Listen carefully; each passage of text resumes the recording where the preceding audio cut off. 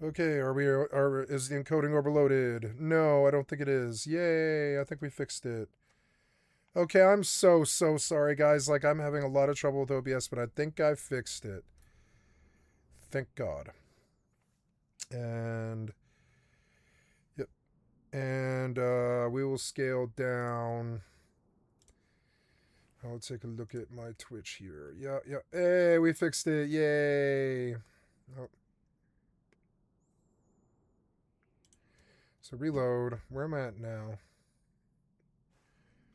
Yay, very good. I think we're okay, and I'm not getting overloaded anymore.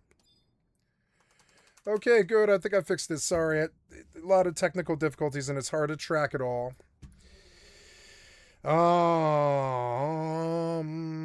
Yeah, the mic's looking good. Sound's doing good. I think I want to load, yeah, I want to load Eve Online again because I think there was something going on with the encoder and it was dragging down my computer really bad.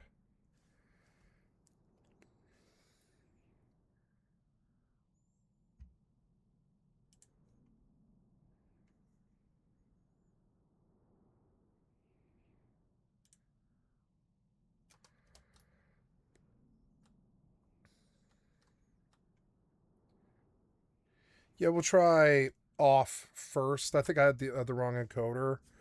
And I kind of threw away a day of work yesterday, but it's all right. I mean, what can I do? It's not a perfect science, this. It's fucking annoying. Making a lot of changes on the fly, but I'm making it better. I'm not unloading the encoder anymore. It looks really good now. Good. Probably don't have to turn down the settings on this game, but it's running better if I do, and it's not taking as much. I lost my horse, which is so annoying.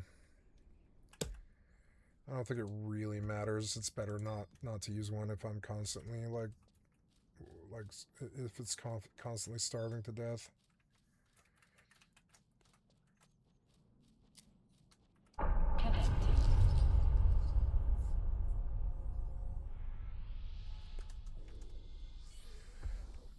Okay, encoding is not overloaded anymore, which is good.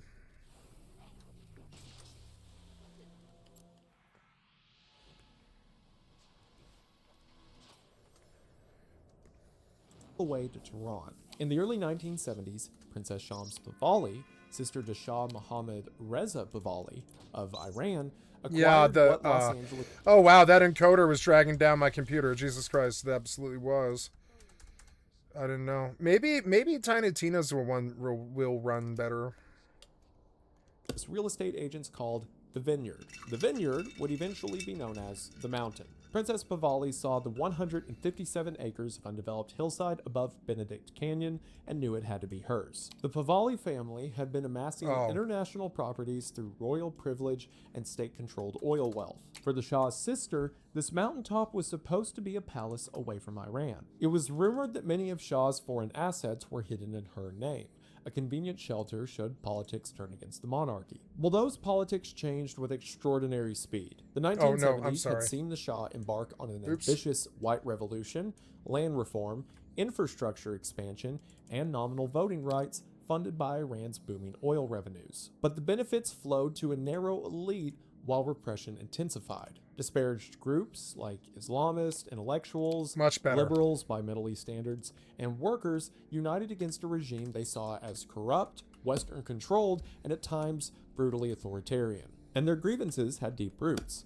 In 1953, a CIA and MI6 backed coup toppled Prime Minister Mohammad Mossadegh and reinstalled the Shah. This sowed resentment that the monarchy was a puppet of foreign powers. While Mossadegh had dissolved parliament and centralized power for himself, he had also nationalized Iran's oil, defending the country from foreign control. Like most things, the conflict is complicated, and the truth will differ according to who you ask. But what matters for this story is that the Shah's reign was complex and not completely supported by all Iranian people. By 1978, mass protest and spontaneous neighborhood committees had made Iran almost ungovernable. On February 1st, 1979, Ayatollah Ruhollah Khomeini returned from exile to a cheering crowd of millions. 10 days later, the monarchy collapsed, ending nearly 4 decades of Pahlavi. Oh, by the way, I got the uploads to work and I'm back on YouTube, which is good. I think the minute that I bitched about it, they fixed it. which is cool. Fucking annoying. I got fatalistic about YouTube this week, though. I was like, That kitty's sleeping. Yeah. Or no, she went back out. Huh? Yeah, she's back out. I don't care either.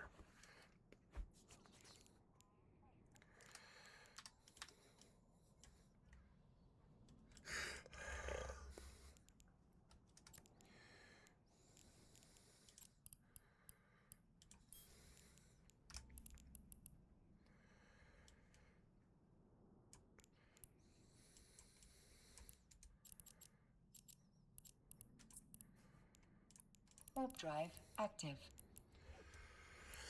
I missed the ice. Yeah. I should go to Faction Warfare, but I will just sit here today. Play primarily Final Fantasy XI. Docking request accepted.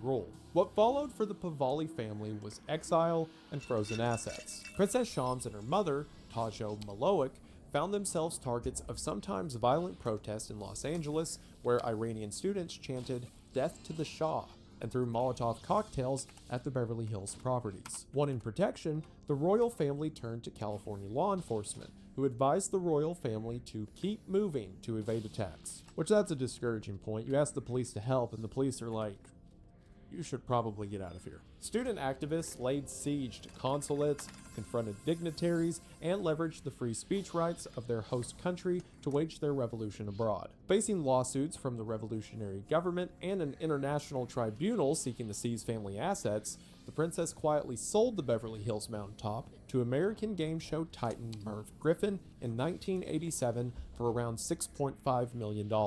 At the time, this sale looked like a simple luxury transfer. In hindsight, it was the opening of a saga that would intertwine global politics with Hollywood ambition. If you grew up hearing the tune of Jeopardy, or shouting at the wheel on Wheel of Fortune, or if you're one of my viewers, heard about your grandparents doing those things, then you owe those hours of family bonding to Merv Griffin. Born in San Francisco in 1925, Griffin started his career as a singer on local radio, eventually landing a hit song, "I've Got a Lovely Bunch of Coconuts," which in the 1920s was probably all the rage. His charm led him to television, where he was a substitute host for The Price is Right and later hosted The Merv Griffin Show, where he interviewed everyone from presidents to pop stars. By the mid-1980s, he was one of the most successful producers in television history. He sold his production company to Columbia Pictures for $250 million and reinvested in real estate. This included a resort in La Quinta, California, and an 18th century estate in Ireland. In 1988, he spent $325 million buying Resorts International in Atlantic City in a takeover battle between him and Donald Trump. His appetite for risky deals extended beyond game shows. When Griffin bought the mountain in 1987, he imagined a 58,000 square foot Paladin Palace to outshine producer Aaron Spelling's 56,000 square foot Candyland mansion just down the hill. Because if you're that rich, you're not going to give it all away, I guess you get into mansion fights with your neighbors. Spelling's home, later dubbed the Manor, boasted 123 rooms, a bowling alley, and a full-size screening room. Again, I like the idea of someone having this much money and designing a house with 122 rooms and then going, I think it's missing something. The arms race among producers to build bigger mansions was a tabloid obsession. Griffin told the Los Angeles Times he wanted helipads, lakes, and marble columns, quote, like those Palladio-style houses you see outside Venice, but with glass walls to capture the views. He enlisted designer Waldo Fernandez to draw up marble and limestone plans and boasted to reporters about, quote, slicing the top of a mountain. Again, these sound like awesome, very humble people. Griffin's biggest contribution wasn't building a house. It was reconfiguring the mountain itself. He ordered massive grading work to level the top, moving roughly 2 million cubic yards of dirt and shaping 14 acres. This engineering feat required about 100 tons of equipment and cost millions. It also proved fatal for one worker when a scraper flipped down the hillside. Griffin also installed infrastructure, which included paved roads, drainage, water retention basins, and a cobblestone drive lit with landscape lights. He planted hundreds of trees and thousands of shrubs. Oh The my property now God. had the skeleton of a small village,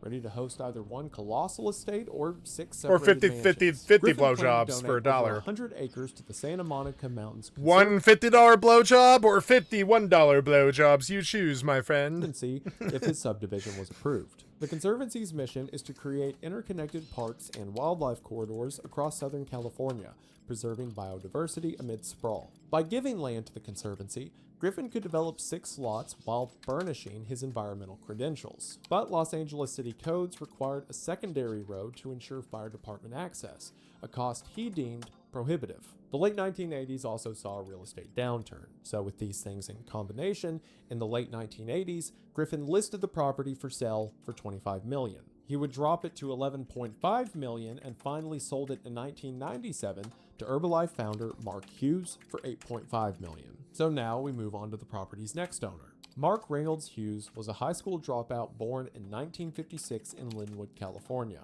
He grew up watching his mother struggle with weight and diet drugs. As a young man, he joined a weight loss company called Cypher's Laboratories, but left when he became disillusioned with its products. In 1980, Hughes started selling his own meal replacement shakes out of the trunk of his car.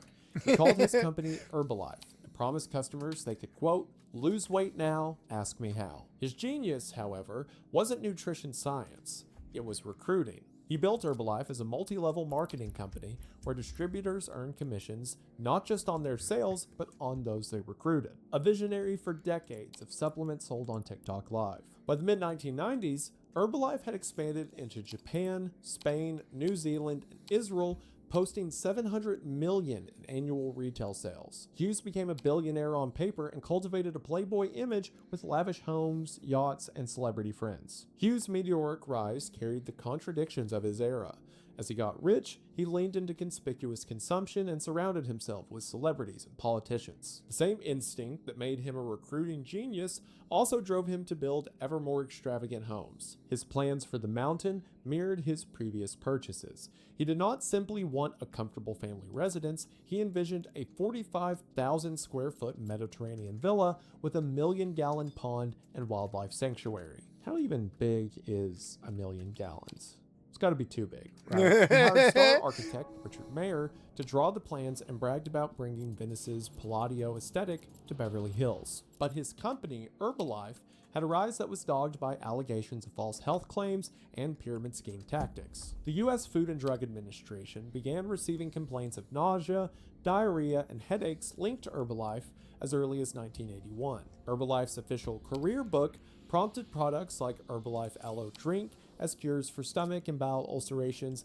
and Formula No. 2 as a remedy for 75 ailments ranging from age spots to cancer. So, you know, the kind of things you just can't say about product you're selling. In the summer of 1982, the FDA forced Herbalife to remove unsafe ingredients like mandrake and poke root and to modify its claims. Later that year, Canadian authorities filed 24 criminal charges against Herbalife of Canada, not Hughes personally, for false medical claims and misleading advertising. The negative publicity intensified when the U.S. Senate hearings in 1985 investigated whether Herbalife was an illegal endless chain scheme, and some allegations even linked their products to deaths. Hughes struck back in public, accusing regulators of overreach. But domestic sales faltered, so he expanded aggressively overseas. Herbalife went public in 1986 via a reverse merger with the Utah Shell Company, allowing Hughes to cash in millions. By 1991, international sales had climbed to $191 million, while U.S. sales dropped to $42 million, reflecting both regulatory pressure and market saturation. Hughes repositioned the company as a wellness lifestyle brand and kept recruiting distributors. Hughes' personal life was as dramatic as his business. For starters, he married 4 times, which I imagine is below average in Beverly Hills. His third wife, Susan Schroeder, a certified court reporter and former Miss Petite USA, gave birth to his son, Alexander, in 1992. Hughes lavished Susan and Alex with a lavish lifestyle, including expensive summer rentals of a beach house in Malibu and trips on his yacht. Progress on the mountain halted as his marriage fractured and his attention shifted. He divorced Susan in 1998 and married model Darcy Lapeer in 1999, and purchased a coastal mansion in Malibu, California instead. As you've probably put together, Hughes's impulsive changes in wives and properties should be enough to show how addicted he was to novelty. He treated real estate, and arguably some of his relationships, like trophies, and the mountain was meant to be his ultimate trophy. But like many of his projects, he left it unfinished. By May 20th, 2000, Hughes collapsed at his grandmother's birthday party. He died the next day from a toxic mix of alcohol and the antidepressant doxepin. He was only 44 years old. The Los Angeles coroner ruled it accidental, though some conspiracy theories persist due to his legal battles. In 2016, over a decade after Hughes' death, the U.S. Federal Trade Commission forced Herbalife to pay $200 million in refunds to consumers for deceptive earning claims. The FTC found that half of Herbalife's sales leaders earned an average of $5 a month, a stark contrast to the company's promises of wealth. Critics like John Oliver have since lampooned Herbalife as a pyramid scheme disguised as nutrition. Hughes' sudden death left the mountain in limbo. Per his estate plan, the property was placed into the Mark Hughes Family Trust for his son's benefit. Specifically, Hughes' trust stipulated that Alex would inherit everything on his 35th birthday. Until then, the assets, including the mountain, were controlled by trustees. Hughes' father, Jack Reynolds, Herbalife Vice President Christopher Pear, and Hughes' attorney, Conrad Klein. Hughes' ex-wife Susan, now Alex's only guardian, as you can imagine, quickly clashed with these three. And to be completely in her defense, that is a very stupid rule. He's like, yeah, if I ever die, everything will go to my son, but he has to be 35. And if he's not 35, then it will go to my attorney and the vice president, and also my dad, who's older than me. And I'm sure those three will make sure it's all in place and nothing bad will happen to any of it. I understand the whole picking an age for a kid to inherit a fortune thing, because you don't want the kid to immediately be spoiled or have a ton of money they blow when they're 17 or anything. But 35? I mean, 21 would be more than old enough. Maybe 25, but 35? This guy has hundreds of millions of dollars waiting on him, but he's got to drop out of college and work at Walmart for a decade before he can see any of it. I'm sure it's because Hughes didn't expect to be gone until his son was at least 35, but that's the whole point of a will, right?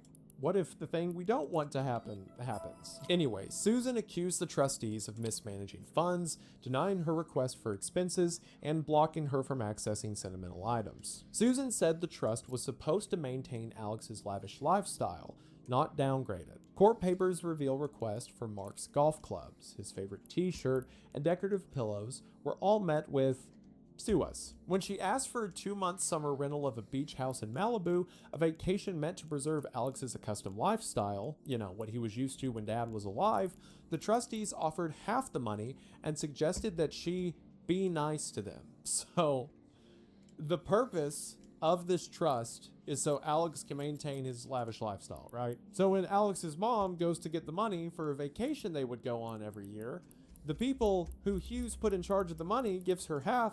It's like, well, maybe, we'll take care of his son, who this money is set to go to. Maybe we'll take care of him if you say please next time. In one alleged incident, trustee Christopher Pear propositioned her sexually in exchange for funds. Again, big allegedly. While Pear denied the allegations, the court acknowledged his conduct was, quote, grossly inappropriate. I know Hughes is like the prototype case for, someone goes from nothing to something and then they have all this money and then it's more than they know what to do with and then they crash out. But maybe don't leave your son's inheritance to people who are evil. Again, allegedly. The trustees argued they were protecting a child from ruin.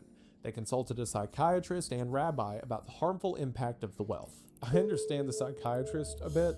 To come and be like, hey, a lot of money for a kid can be bad, but what's the rabbi going to do? Be like, yeah, don't do it. A lawyer for the trustees asked rhetorically whether a child needed a chandelier or could be content with something from IKEA. Yet critics note the trustees paid themselves $10 million in fees and spent $22.6 million on litigation.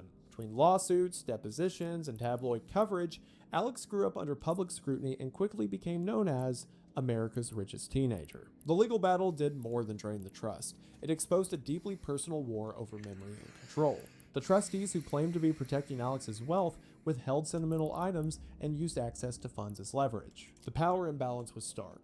A woman and child were dependent on men who treated their generosity as a bargaining chip. Reporters chronicled each court filing, fueling gossip about whether Alex would grow up spoiled or deprived. Within this fishbowl, he learned to distrust adults who claimed to act in his interest. Susan believed that Alex's father wanted the mountain preserved for Alex and was willing to spend about $250,000 a year to maintain it. She argued that Mark had envisioned a single, sprawling estate ringed by protected open space. To her, spending $250,000 annually on maintenance was a small price to keep alive her late husband's dream. She saw the property as a living memorial where Alex could feel his father's presence. Susan's preservationist stance also tapped into broader environmental and civic concerns.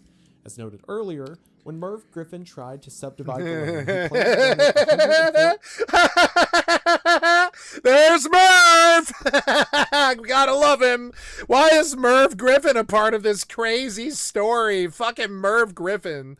My mom would like this video. acres to the Santa Monica Mountains Conservancy, whose mission is to preserve and enhance public open space. Residents excited by that idea still yearned for more accessible green space in Beverly Hills. Citing that precedent, Susan argued that the trust could pursue a community-oriented solution rather than break the mountain into gated lots. The trustees dismissed her as sentimental, but a growing movement of activists later advocated for converting the mountain into parkland. The irony is that had the trustees listened, the family might have preserved both the land's value and their reputations. While lawyers and trustees sparred over appraisals and maintenance budgets, Alex grew up learning that every request, from renting a beach house to retrieving his father's It's all golf clubs, scammy. was ammunition in a power struggle. He was paraded in the press as the heir to a fortune he could not touch until his 35th birthday. Between the ages of 8 and 18, he What sat in business on is it of depositions and theirs? overheard adults argue whether a child deserved a chandelier or an IKEA lamp. And again, the trustees were hiring psychiatrists and rabbis, yet they paid themselves millions in fees and blocked requests for sentimental items. However, the trustees saw an opportunity to turn the raw land into a profitable development. They obtained a tentative tract map allowing 6 homes, but needed capital and know-how to pursue it. Because they were trustees, they couldn't directly develop the property. What they needed was a middleman, someone who could navigate city planning and raise funds while allowing them to keep their hands clean. See, the trustees are just supposed to hold on to it and manage the funds until Alex is 35. But now they're trying to find loopholes to make money and build developments on the land and try to sell off pieces of it, but they can't do it directly, so they've got to find a guy who can create a loophole so they can profit off of the stuff that's supposed to be Alex's from his late father. Again, see the thing I said earlier about being evil. So enter Charles Chip Dickens, who his name was Charles Dickens, who approached the trust with an audacious proposal. In August of 2000, They always have such dumb names. Rich people always have such dumb names. Rolled into Conrad Klein's office. Klein again was Mark Hughes' attorney. He introduced himself as Charles Dickens, but everyone called him Chip, again not to be confused with the actual Charles Dickens. Dickens hailed from Atlanta and had bounced between ventures ranging from car dealerships to small town developments. He had cultivated connections to wealthy investors in Chicago and presented himself as a charismatic dealmaker. Chip had been sent by a group of investors to evaluate a, quote, fantastic Beverly Hills property. They were looking at a $20 million deal that would require a $2 million deposit. When those investors failed to come up with the deposit, the deal died. Undeterred, Chip returned to Wait, Klein there's a and pleaded compress for the button mountain. now? Quote, Oh, there I is. want you to give it to me. Let me finish the tract map and buy the property. So Klein and the other trustees viewed Dickens as their proxy. They leased the mountain to him for Oh no, I can't do that, can I? and Fuck. lent him $1.5 million to complete. How the about tract C map. for So compress? usually, whenever land is Oh, no, I do use subdivided, tract. you have to provide a tract map of the different sections of land that Q? show buyers and the county where the different divisions of land are. Without that document, the option to subdivide more than one house would have expired, slashing the land's value. Compress so if the all or. What trustees about want to F9? keep the land Oh, up, no. they have to have Dickens come in and complete the track What about map. delete? But they can't Deletes directly were have him do that good. because they're just Delete's supposed to be good. managing the property. Nice. But if they lease it to him, which they are able to do for some reason, then it's as if it's his land and they conveniently loan him the amount of money needed to complete the track map. Once the map was done in 2004, they lent him another $23.75 million so he could buy the property using only trust money, with no down payment of his own. Court records show a rival bidder offered $25.75 million, but Klein stuck with Dickens even though he lacked the money or experience of a serious developer. A Los Angeles judge later called the sale a, quote, gross breach of trust, arguing the trustees were gifting a 157-acre asset. Dickens admits, quote, I could sit with Klein for hours. I did my MBA sitting at Conrad's feet. Which is just kind of a weird kind of relationship that they have. Now I'm doubly suspicious. In other words, an inexperienced operator learned on the job with trust assets. Again, a trust that is supposed to be for Alex. The trustees rationalized the deal by saying the property's value always exceeded the loans, but critics saw it as an insider's gamble with Alex Hughes' inheritance. Hey, I got the right Again, the people settings. managing Yay. Alex's trust can't do anything with the land except manage it, so they can sell it to this guy. Oh, with wait, money I'm they doing gave him something that I don't out of want to do. Alex's trust, because it's clearly a backdoor scheme for them to develop the land, and then when this developer sells it back to them, it'll be worth way more, and it'll have 6 tracts of land, and they can sell it for a lot, and then collect their fees from it. Once Dickens controlled the mountain, because again, legally, even though the money came from the trust, Let's ask Jemmy something. Hi, Jemmy. I'm streaming with OBS and... God damn it. It's GE. Not JI, you fucking jack-off fucking developer. You're so annoying. Hi, Gemini. I am streaming with OBS and I decided to output my scale resolution from 3840 by 2160 scale down to 1920 by 1080. Is that correct? Is that what somebody who is in 4K resolution should do? Because Twitch and Kick only let you stream in 1080p, right?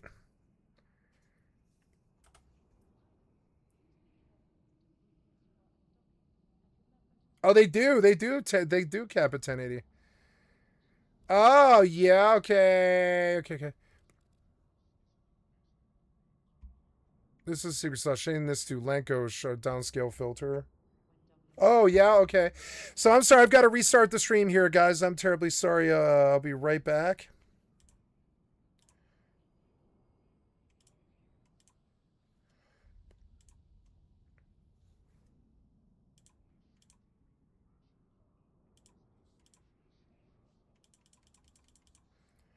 Okay, I've got to stop the recording here. How old is this video?